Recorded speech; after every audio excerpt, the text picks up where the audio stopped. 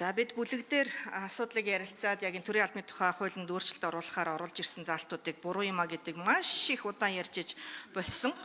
Одоо татаж авах байх, ер нь дараагийн асуудал дээр орж ирэхлээр санал хураах юм уу, татаж авах юм уу, эсвэл одоо буцаах юм уу, хойшлуулах юм уу, нэг юм болох байх. Зүгээр би сайд нарын болоод ерөнхий сайдын хариулт дээр нэг өөрийгөө зөвтгөх, дараад нь дахиад оруулж ирэх юм шиг ийм хариултууд хэлээд байгаа учраас энэ дээр нь бас нэг ерөнхий сайдад хандаж бас нэг одоо үг хэлэх гэсэн юм аа. Та сангийн яамны оруулж ирж байгаа бодлого бүхэн зөв байдаггүй юм шүү. Та энэ дээр бас нэг наанта цаантаа хандаж хэлж байгаа асуудлуудыг бас шалгаж байхгүй бол зүгээр юм яаралтай нэг ялангуяа юм яаралтай оруулж ирж байгаа асуудал дээр алдаатай тоо, алдаатай бодлого, буруу ойлголт өгөх явдлууд их байдаг юм а гэдгийг би сайдаар одоо 2 жил хамтран ажиллаж байсан хүний хувьд бол хэлье.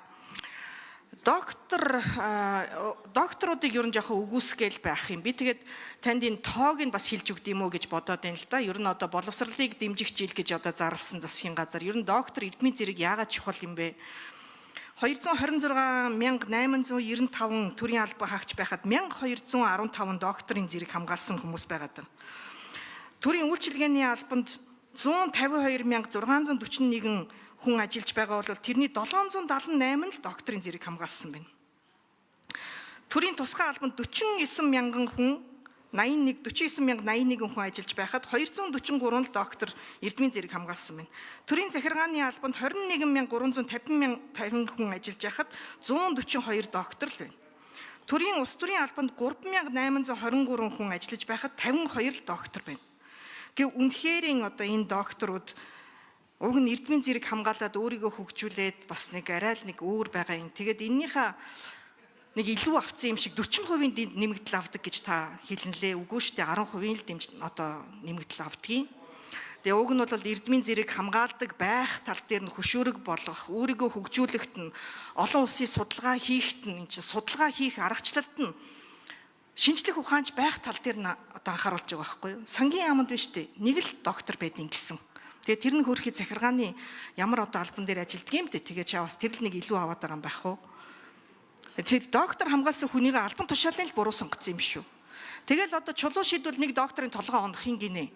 Үгүй хараа л да 227 мянган хүн байхад 1200 хүн доктор хамгаалсан ба шүү дээ. Үгүй төрийн үйлчилгээний яамдын багш нар чинь яагаад ийм бага байгаа юм? 152,641 хүнээс 778 доктор шүү дээ. Үгүй олон доктор болох тусмаа энэ эрдмийн зэрэг хамгаалснараа илүү одоо энэ өгж байгаа энэ мэдээлэл боловсруулж байгаа хууль тогтоомж нь сайжрах юм бус уу гэж л одоо би одоо бодох юм.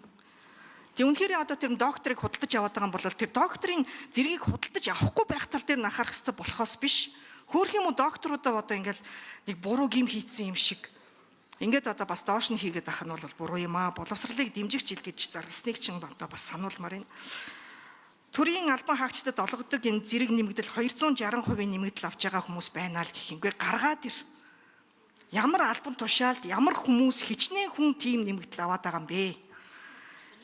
Хөтөлбөрийн сайдаар ажиллаж байсны хувьд тардаа энэ төрийн албан хаагчдад олгох нэмэгдэл хөөх юм уу төрийн тусгаагийнх нь л хамгийн олон одоо нэмэгдэл авч байгаа байхгүй. Би хамгийн өндрөөр нь тооцож үзэхэд зэвсэгт хүчин хөлийн цэрэг бүх олгогдож байгаа энэ онцгой зэрэг див одоо энэ бүх ур чадвар бүгдээрээ одоо нийлээд хамгийн ихээр нь бодоход 170% байгаа байхгүй юу. Гэхдээ энэ төрийн тусгаагийнхнаа дэмжиж болдоггүй мүү? Өөрхөн байхгүй шүү дээ. Гэхдээ энэ хүмүүсийн 40%-ийг л одоо нэмэгдлийн авах юм а гэх юм бол одоо тэгээ яах вэ? Цалин нь одоо буурна үсттэй.